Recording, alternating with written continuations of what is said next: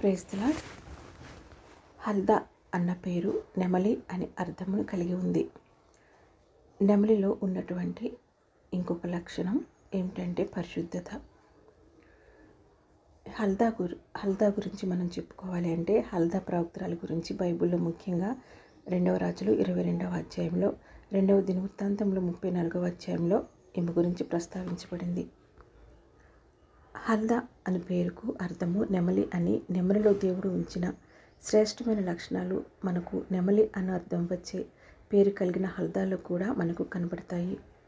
నెమలిలో ఉన్న పరిశుద్ధత అన్న లక్షణం హల్దాలో కూడా ఉంది. పరిశుద్ధత అంటే అపవిత్రతను తృణీకరించడం. నెమలి తాను తినే ఆహారాన్ని చాలా జాగ్రత్తగా ఎన్నుకుంటుంది. నెమలి శుద్ధి చేయబడిన ఆహారమును మాత్రమే తాను తింటుంది.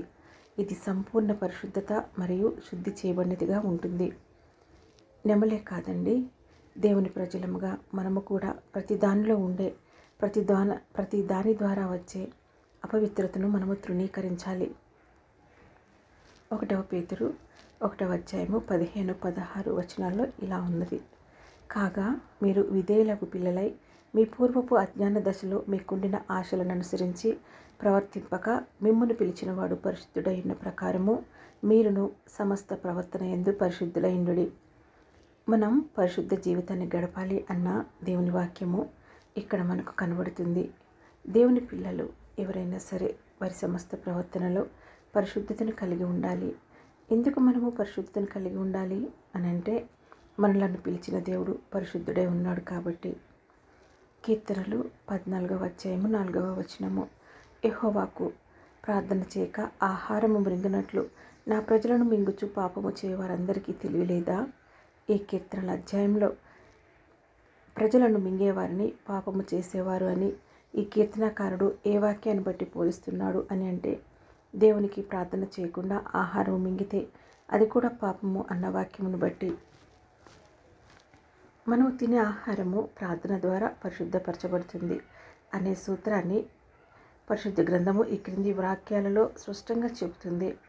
1వ తిమోతి 4వ అధ్యాయము 4-5 వచనాల్లో దేవుడు సృజించిన ప్రతి వస్తువు మంచిది, కృతజ్ఞతలు చెల్లించి పుచ్చుకొని ఎడల ఏదీ నిషేధింపదగినది కాదు, ఏలయనగా అది దేవుని వాక్యం వల్లను ప్రార్థన వల్లను పవిత్రపరచబడుచున్నది. అందువల్ల మనం ఆహార పదార్థాలు తినే ముందు దేవునికి కృతజ్ఞాస్తుతులు చెప్పి ఆశీర్వదించమని ప్రార్థించడం విశ్వాసులకు ఉండవలసిన మంచి లక్షణం. మనము ప్రార్థించి ఆహారము తింటే అప్పుడు అది పరిశుద్ధపరచబడుతుంది. దానివల్ల తినటను బట్టి మనం ప్రార్థించే మన ప్రవర్తన పరిశుద్ధపరచబడుతుంది. మనము తినే విషయంలోనే కాదండి, ప్రతి విషయంలో మన సమస్త ప్రవర్తన అంతటి యందు దేవుని అధికారానికి ఒప్పుకోవాలి. అంటే ప్రతి విషయంలో మనం ప్రార్థించి ముందుకు వెళ్ళాలి. మా ఇంటిలోకి బయట నుంచి వచ్చే ప్రతి వస్తువు మేము కొనేది, అది కూరగాయలు కానీ కిరాణా సామాను కానీ బట్టలు కానీ ఏమి కొన్నా ఆఖరికి ఎవరు ఏమి గిఫ్ట్ ఇచ్చినా బయట నుంచి మా ఇంటి గడప లోపలికి ఏది వచ్చినప్పటికీ ముందు నేను దాని మీద చేతులుంచి ప్రభువా దీన్ని పరిశుద్ధపరచండి, ఇది ఇచ్చినందుకు మీకు వందనాలు అన్న చిన్న వాక్యంతో ప్రార్థిస్తాను. మనము వండిన ఆహార పదార్థాలు అయినా బయట నుంచి వచ్చిన ఏ వస్తువైనా వాటిని ప్రార్థించినప్పుడు అవి పవిత్రపరచబడతాయి. హల్దా ప్రవక్తురాలిగా దేవుని వాక్యం మోసుకు వచ్చే బాధ్యత కలిగినదని మనకు స్పష్టంగా తెలుస్తుంది. కానీ ఆమె ఏదైనా చేయడానికి ముందు ప్రార్థించేది అని ప్రత్యక్షంగా చెప్పిన వాక్యం లేదు. పరిశుద్ధ గ్రంథం హల్దా ప్రవర్తన గురించి విపులంగా చెప్పలేదు. కానీ ఆమె ప్రవచనము ద్వారా దేవుని యొక్క స్పష్టమైన ఆదేశాన్ని ఒక సందేశాన్ని అందించింది. అంటే ఆమె ఖచ్చితంగా దేవునితో సమీపమైన సంబంధాన్ని కలిగి ఉందని మనకు అర్థమవుతుంది. ప్రార్థించకుండా మనము ఏది స్వీకరించినా అది పాపము అన్న వాక్యము తెలిసి ఉన్న దేవుని ప్రజలు ఎవరైనా సరే దీనిని పాటిస్తారు. అటువంటిది దేవుని సందేశాన్ని ప్రకటించే దేవుని ప్రవక్తినిగా ఉన్నటువంటి హల్దా ఈ విషయంలో తాను పాటించదా? తప్పకుండా పాటిస్తుంది. మనము స్వీకరించే ప్రతి దాని కొరకు ప్రార్థన చేయడం ద్వారా మనకు ఏమి మేలు కలుగుతుంది అనంటే మనము తీసుకునే మన గృహంలోకి వచ్చే ప్రతి దాని కొరకు ఇతరులు ఎవరైనా ఏ ఉద్దేశాలతో ఏదైనా మనకు ఇచ్చినా వాటిని ప్రార్థించడం ద్వారా వాళ్ళు ఏ ఉద్దేశంతో ఇచ్చారో ఆ ఉద్దేశమును నెరవేర్చబడటానికి వాటి ద్వారా మన గృహంలోకి వచ్చే ఒక స్పిరిట్ అన్నదాన్ని మనము ప్రార్థన ద్వారా బంధించిన వారం అవుతాము.